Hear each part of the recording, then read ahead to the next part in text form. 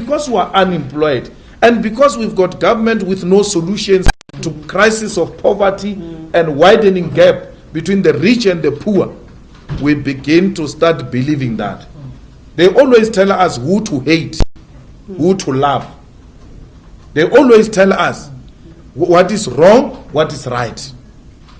So the private sector, the white monopoly capital, must take full responsibility for this mess we're faced with. There is no government here that employs foreign nationals. If they are there, it's one or two there and there. It's not a serious issue in government. The problem we have with the so-called taking jobs is in the private sector. Who is the private sector? Who owns private capital? Is the white minority. That's why, even when we're killing each other, a human being is shown on a video hit with a big brick on the head, the rent strengthens. The rent strengthens. Because the owners of capital are happy that animals are at each other. Can you imagine if you had hit a white person with a brick on the head? What would have happened to that currency? Currency is not affected. The animals are at each other. We have successfully made them fight amongst themselves. Yeah. And we are not affected by that. Capital is happy. We are killing each other. The rent has strengthened. It has never been this strong. In so many months, it is strengthened by black on black violence. When the blacks are killing each other, the rent gets excited. Who owns the rent? Who owns the capital?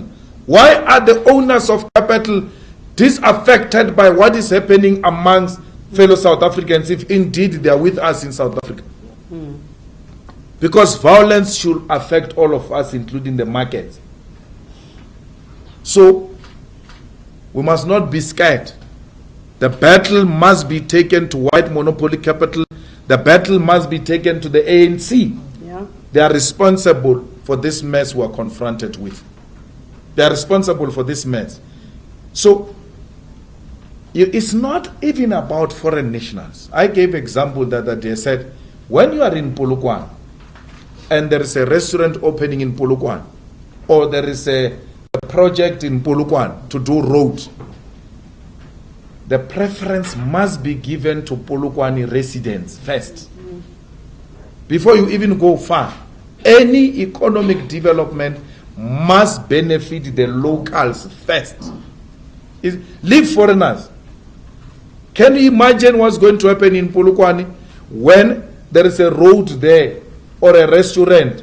All those people can't speak the language of Polokwane. And those customers are, what's happening here? What is it that we have done ourselves not to deserve these jobs?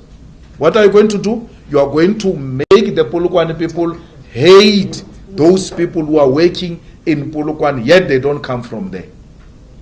That is a recipe for violence.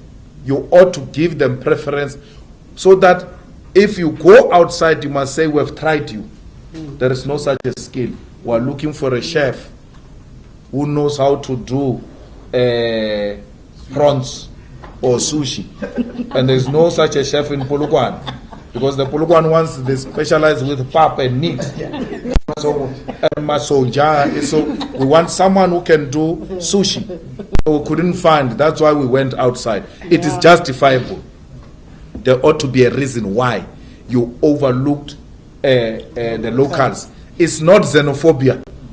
Our brothers in Nigeria, in Zambia, in Namibia, everywhere else, they've got a right to work here in South Africa in the same way they've got a right to work in their own countries.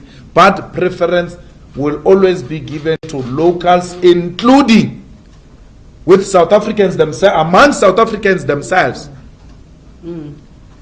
How do you go in Umtata there and then you open a restaurant when the customers are coming in Umtata? Tobela, lilo chiche, lekai. What about what's happening now?